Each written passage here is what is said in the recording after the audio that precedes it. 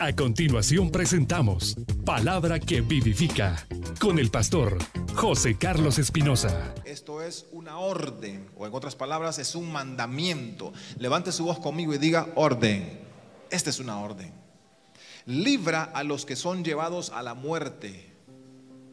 Salva a los que están en peligro de muerte.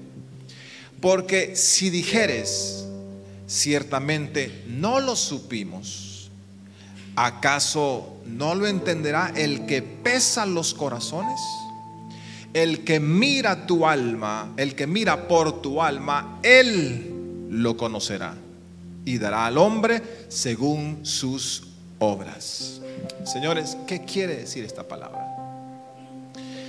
Por muchos años la iglesia no entendió en su magnitud lo que representa ser salvos, porque muchas veces nosotros disfrutamos de los beneficios de la salvación, disfrutamos de lo bueno y lo rico que es ser salvos, de las bendiciones de la salvación. Y aunque sí la salvación es en sí un regalo, el regalo más hermoso que el ser humano pueda obtener, pero también se transforma en una responsabilidad. Entonces, por un lado, si ser salvos es un regalo, por otro lado es una responsabilidad que cargamos con ello. Y el Señor nos está diciendo aquí a través del proverbista que estamos obligados a librar a los que son llevados a la muerte. Y estamos obligados por mandamiento a salvar a los que están en peligro de muerte. Y que si alguien por ahí se atreve a decir, no, pero es que yo no sabía, y el día que estés delante del Señor, Señor, te lo juro que yo no supe, no me di cuenta que era mi obligación hacerlo y que era mi responsabilidad como gente salva que fui, llevar libertad a los cautivos y salvar de la muerte a los que iban en peligro de ella, te lo juro, Señor, no lo supe. El Señor te va a decir, no me digas que no supiste, yo sé que tú sabías. Por eso dice ahí, ¿acaso no lo entenderá el que pesa los corazones? Si alguien se atreve a decir, yo no lo sabía, no me daba cuenta, y dará al hombre según sus obras. Una de las cosas por las que la gente muchas veces se siente incapaz, se siente indigno o se siente inhabilitado para abrir su boca y hablarle a otro de Cristo. Una de las causas es por el pasado que tuvo, por los pecados que cometió, por los recuerdos de la vida que vivió. Alguna persona se puede excusar en eso y decir, Señor, la verdad es que yo no sabía que estaba habilitado para ir y compartir mi fe. Miren, señores, si hay algo que le alegra la vida a uno, es compartir con otra persona de lo que uno tiene. Y eso es en todos los ámbitos de la vida. Si usted tiene economía, comparta con otro. Si usted tiene alegría, comparta con otro. Si usted tiene sabiduría, comparta con otro. Si usted es salvo, comparta su salvación con otro también. Entonces dice el Señor, este es un mandamiento que te doy. Y no me vengas a alegar después ignorancia, porque a través de la palabra yo te dije que cuando fueras salvo tenías que ir a librar a los que estaban en peligro de muerte. Pero bueno, vuelvo otra vez con aquellos que digan, pastor, la verdad es que yo quisiera hacer esto, pero no sé si es para mí. No sé si esto tiene que ver conmigo. Más creo que tiene que ver con usted como pastor. Pastor, más creo que tiene que ver con los líderes que tienen un largo recorrido en Cristo. Pastor, más creo que tiene que ver con aquellos hermanos que ya tienen toda una vida a estar sirviendo al Señor. Pues yo vengo a decirle hoy, se trata de usted también. Porque esas mismas dudas que usted pueda tener de si califica o no, de si está habilitado o no, esas mismas dudas que usted pueda tener que vienen como acusaciones a su mente y le dicen, ¿cómo vas a estar hablando de Cristo vos? ¿Te acordás lo que hacías hace 2 años? ¿Te acordás lo que eras hace 7 meses? ¿Te acordás cómo te conocen en el barrio por lo que eras? ¿Te acordás la imagen y el testimonio que dabas delante de tus compañeros de trabajo? ¿Te acordás lo que le hiciste a tu familia, a tu esposo, a tus hijos? ¿Te acordás lo que hiciste para cometer aquella fechoría? ¿Te acordás? Y esas acusaciones vienen y vienen una y otra vez. Y es por eso que usted se pregunta, ¿estaré calificado yo? ¿Estaré habilitado? Pues bien, quiero recordarle el caso de un hombre, y conmigo, vaya por favor conmigo a Hechos 26. Y mientras usted llega ahí, yo lo pongo en perspectiva de lo que está pasando. está un hombre al que nosotros ahora conocemos como el apóstol Pablo, escritor de la mayor parte de los libros del Nuevo Testamento. En su momento, en su juventud, se llamó Saulo de Tarso. Y en este momento que vamos a leer este capítulo 26 de Hechos, Pablo está en una sala, en un tribunal, rodeado de gente que le acusa y que están presentando delante del gobernador Félix y delante del rey Agripa y Berenice. Están presentando delante de ellos acusaciones contra Pablo del por qué Pablo no debe vivir y del por qué quieren quitarle la vida. Y Pablo les está diciendo y se está defendiendo ante ellos y ante el rey, y les está diciendo: miren, señores, yo he andado predicando a Cristo, yo he estado compartiendo de Cristo, he estado hablando de mi fe, y les voy a decir algo, decía Pablo. No es que yo haya sido monedita de oro en mi pasado. Es más, señores, cuando nosotros nos damos una pequeña cuenta de lo que fue Pablo en su pasado, nos damos cuenta que tenía mucho de lo que humanamente estar avergonzado.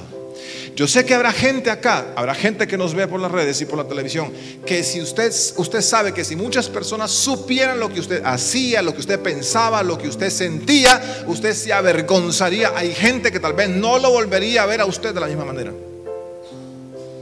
Pablo ya no sufría su pasado.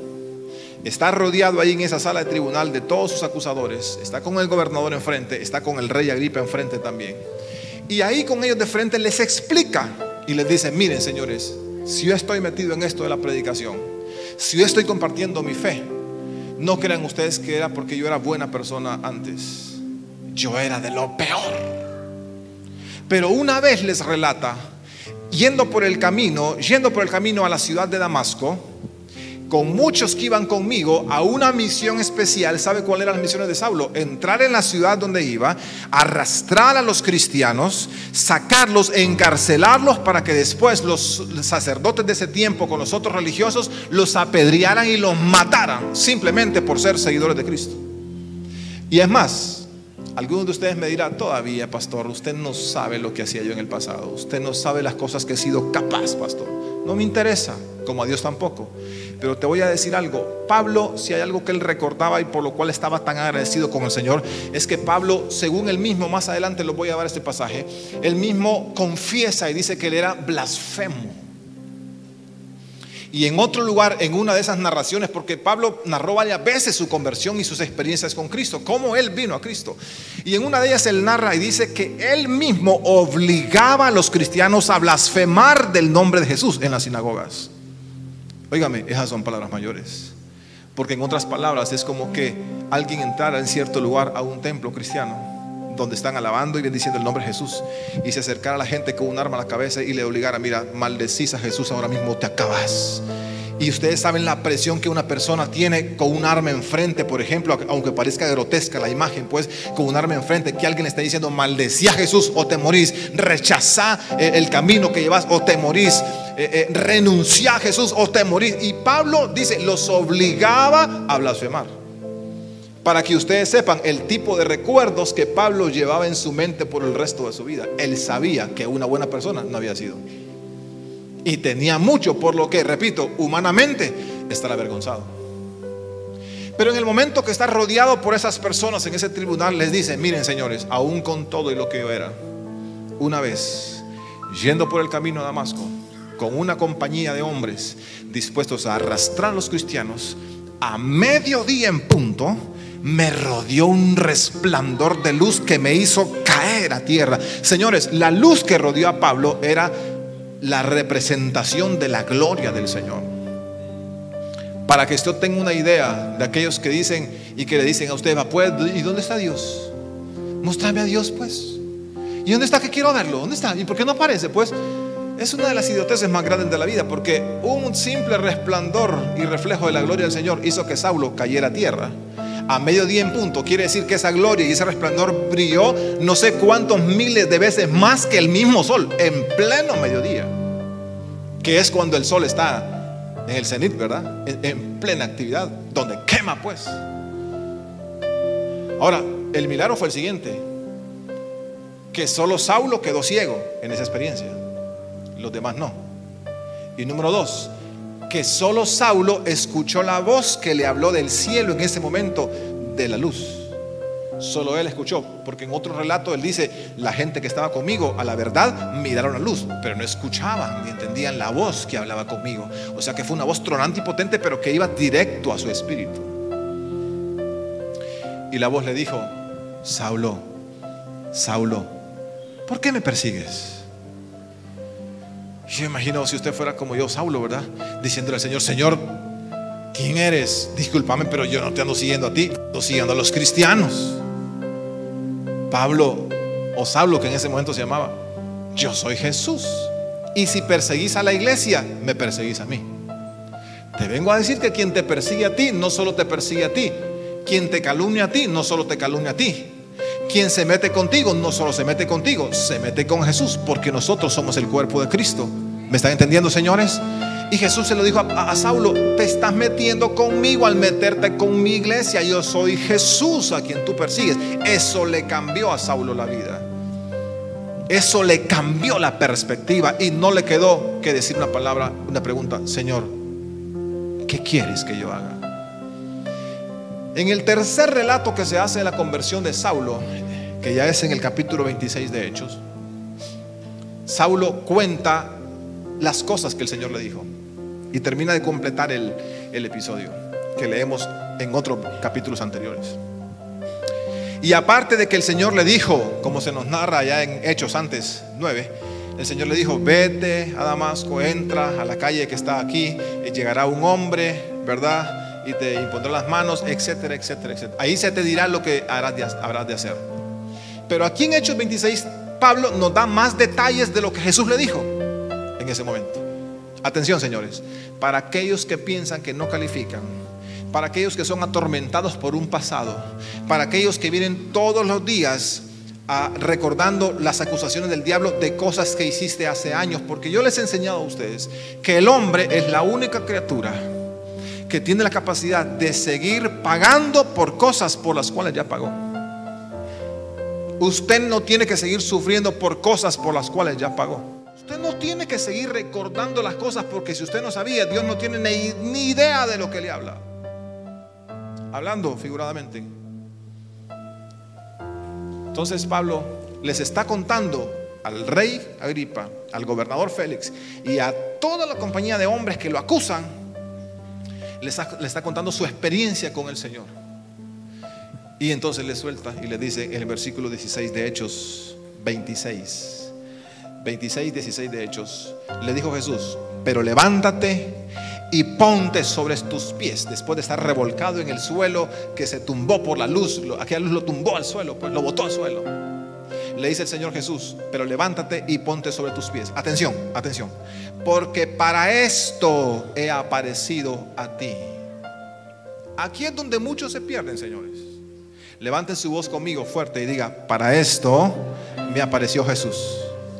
¿En cuántos de ustedes ya la luz de Cristo brilla en su interior y pueden decir que Jesús ya les apareció a ustedes? ¿A cuántos? Vamos a ver. Para esto. Otra vez, diga conmigo: para esto. ¿Para qué, pastor? Así dice la gente: Jesús me apareció para salvarme. Correcto, pero no es todo. Así dijo alguien: Jesús se me apareció en el camino para salvarme. Correcto, pero hay mucho más. Así dice Luis: Jesús se me apareció en el camino y se me atravesó para cambiarme la vida y hacer que tenga una vida en abundancia. Correcto, pero hay mucho más. Levante su voz conmigo y diga: hay mucho más. Entonces, si uno de nosotros hubiera sido Saulo ese día, hubiéramos dicho: Señor, ¿para qué me apareciste? Para esto, le dijo. Y ya vamos a ver para qué fue. Porque no solo fue simplemente para salvarte, por amarte, para restaurarte, para hacerte vivir una vida en abundancia. Es mucho más. Y aquí viene la descripción. ¿Para qué? Versículo 16: para ponerte por ministro y testigo de las cosas que has visto. Un momento, ¿qué cosas había visto Saulo? ¿Qué cosas había visto? Dígamelo. Una luz. ¿Qué había visto? Una luz.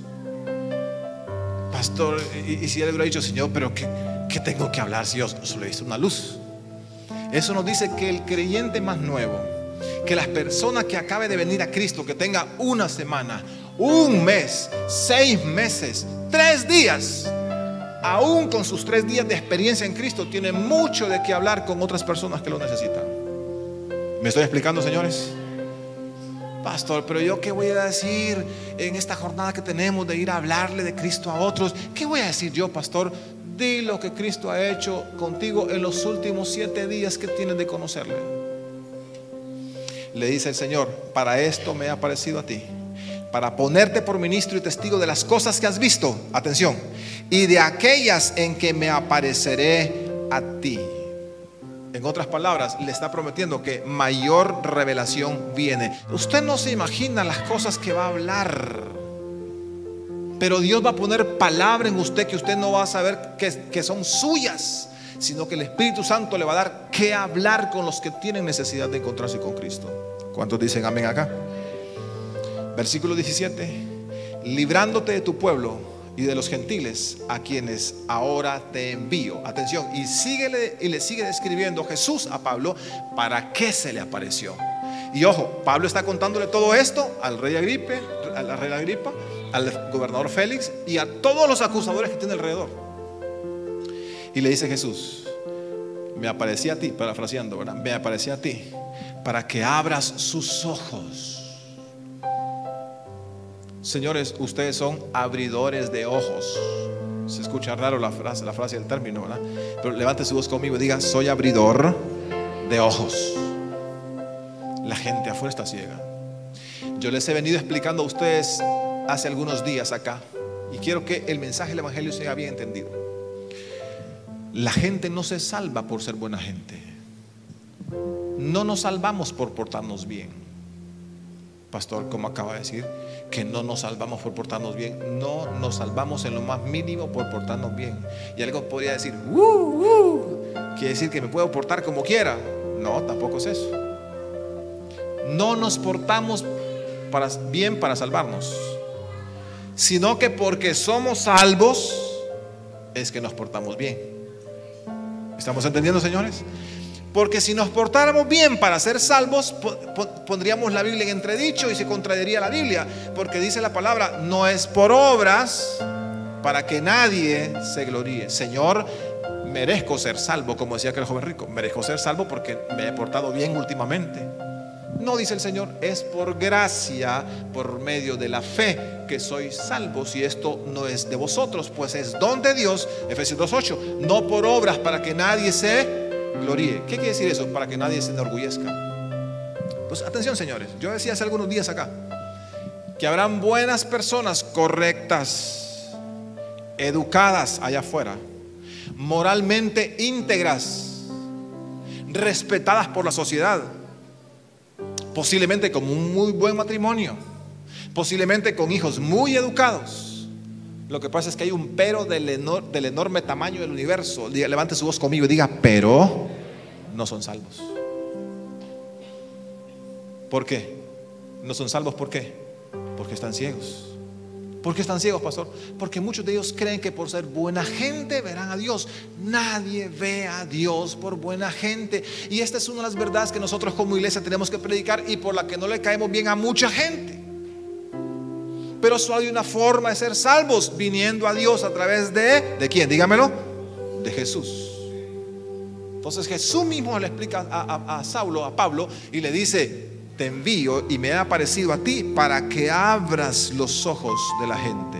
2, para que se conviertan de las tinieblas a la luz. 3, para que se conviertan de la potestad de Satanás a la potestad de Dios. 4, para que reciban por la fe que es en mí perdón de pecados. Y 5, para que reciban la herencia entre los santificados. Levante su voz conmigo y diga: primero es el perdón, después la herencia. ¿Qué viene primero, señores? El perdón. Y después, es un error que nosotros como cristianos vayamos primero a presentar a la gente la herencia y los traigamos aquí atraídos por la herencia sin predicarles el perdón. Y ese es el error en que muchos pueden caer. Traer gente a Cristo, pero no es a Cristo que los trajeron. Los trajeron atraídos por la herencia. Atraídos por la herencia. No, a la gente primero tenemos que enseñarle que necesitan ser perdonados. Pastor José Carlos, usted le está diciendo, pero mire, yo, Hermenegildo García de Marqués, yo he sido buena persona. No creo que tenga que ser perdonado. Nunca he matado a nadie, nunca he robado, nunca he blasfemado, nunca he golpeado a mi mujer, nunca he abusado de mis hijos, nunca he hecho esto, nunca he asaltado. Sí. Y dice, soy buena persona, soy un hombre íntegro y recto. Sí, pero si no ha conocido a Jesús, sus pecados no han sido perdonados. Entonces Jesús le enseña a Pablo y le ministra toda esta visión, la visión de Dios. Yo imagino entonces a Pablo diciendo, Señor, para todo eso me quieres usar. Porque alguien en esta noche aquí está escuchando esto, es decir, para todo eso me quiere usar el Señor, para que abra los ojos de la gente, para que los traslade del reino de las tinieblas a la luz, para que los traslade la potestad del diablo a la potestad de Dios, para que les enseñe a recibir el perdón de sus pecados, para que les enseñe a recibir la herencia entre los santificados. Sí, señores, para todo eso Dios se les apareció a ustedes.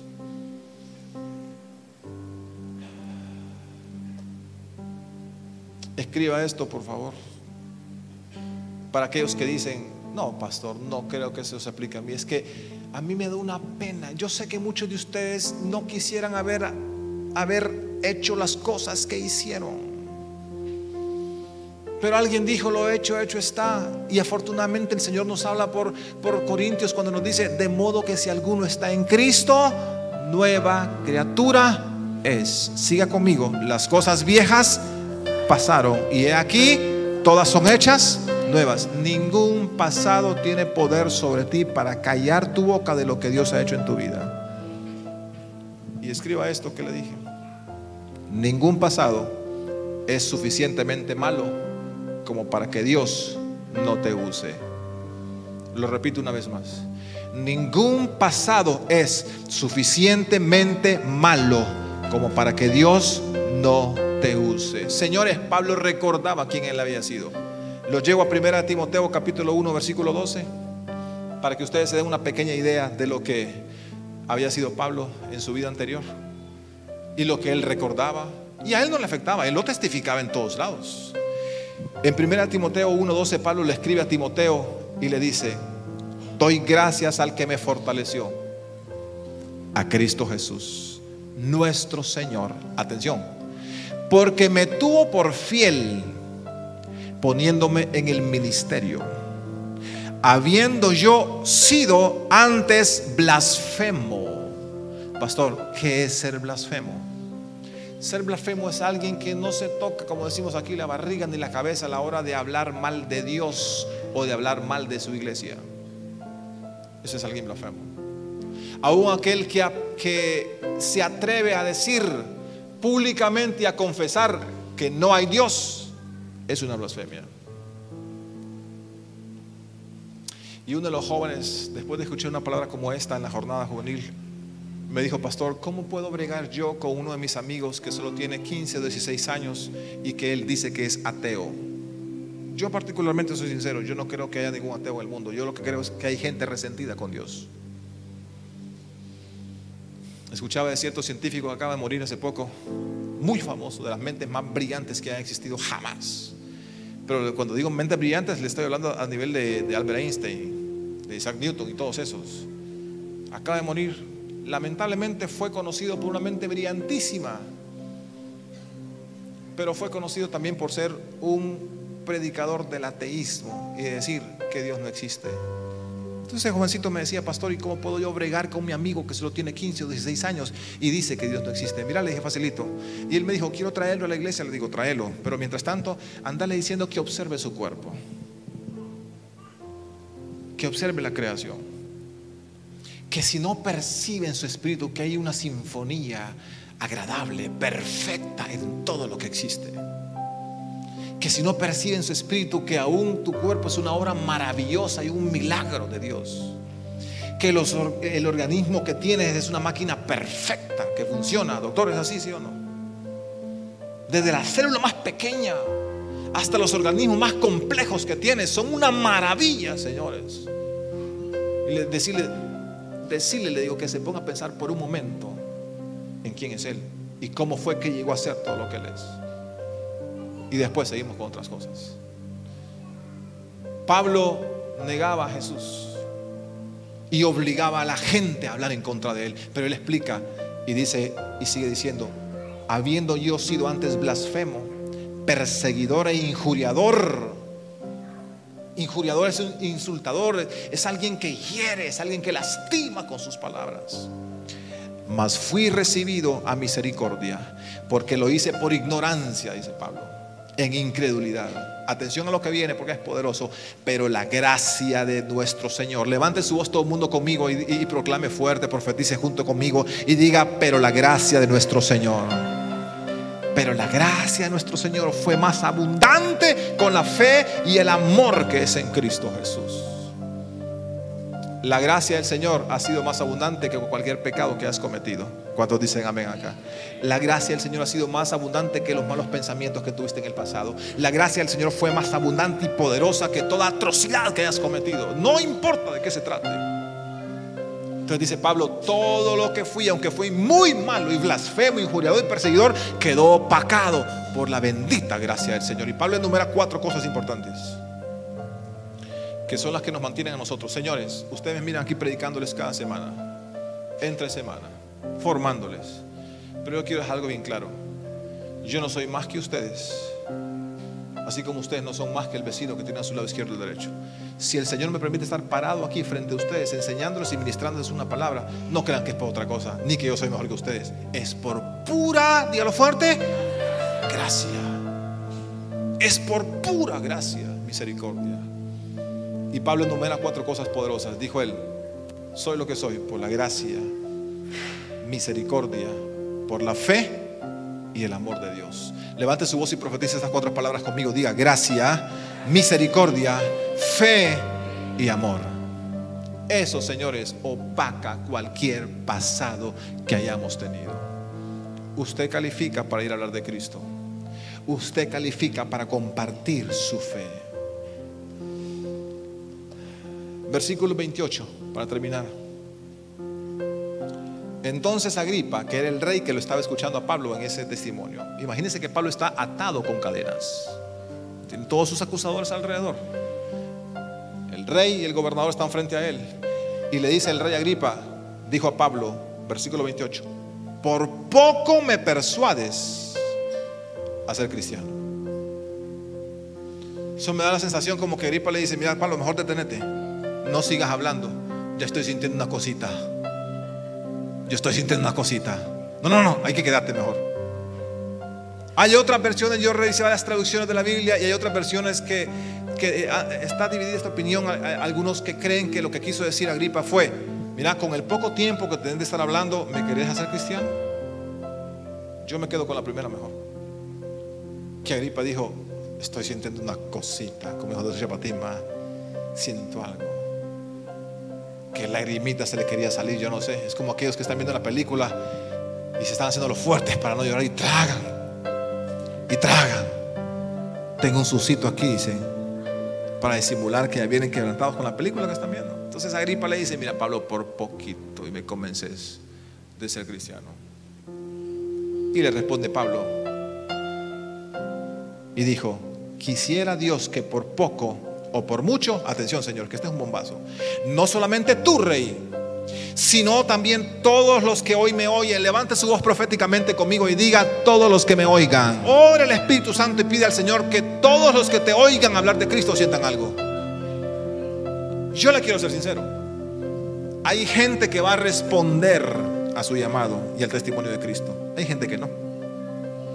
Pero por la gente que no responda, usted no salga diciendo: sí, es que no se convirtieron a los que les hablé, es que no funcionó la prédica, yo sabía que yo era un carnudo, yo sabía que yo sabía que no estaba calificado para esto. No salga diciendo eso, porque el mismo Pablo sabía que había gente que rechazaba el mensaje y otros que lo aceptaban. Y Pablo está diciendo: quisiera Dios que por poco o por mucho, no solamente tú, sino también todos los que hoy me oyen, fueseis hechos tales cual yo soy. Oh, Dios mío, qué nivel de Pablo.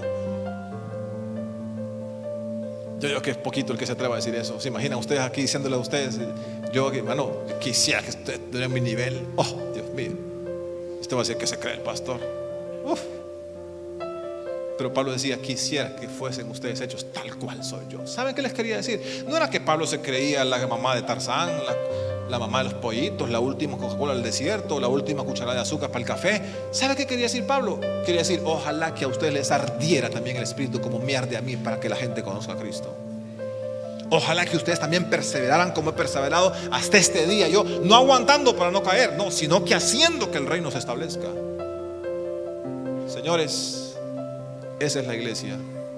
La iglesia está compuesta por gente que no solamente agradece el regalo de la salvación, sino que comprendemos que es una tremenda responsabilidad que tenemos. Hay gente que nos está viendo por la televisión y por las redes.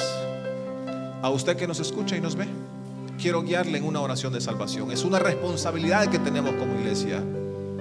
Le enseñé que por muy buena persona que haya intentado ser, necesita encontrarse con Jesucristo. Solo la iglesia predica este mensaje. En este momento usted abre las puertas de su corazón a Dios, reciba a Jesús y el perdón de sus pecados con Él. Le digo, después la herencia viene. Primero es el perdón, después la herencia. Repite estas palabras y dale: Señor, me arrepiento, te confieso mis pecados. Creo que Jesús es tu Hijo y que murió por mí en la cruz. Declaro que esa sangre que vertió me lava y me vuelve inocente delante del Padre. Gracias, Señor, por aceptarme y por adoptarme. Soy una nueva criatura y voy a vivir como tal. En el nombre de Jesús te agradezco y te bendigo. Amén y amén.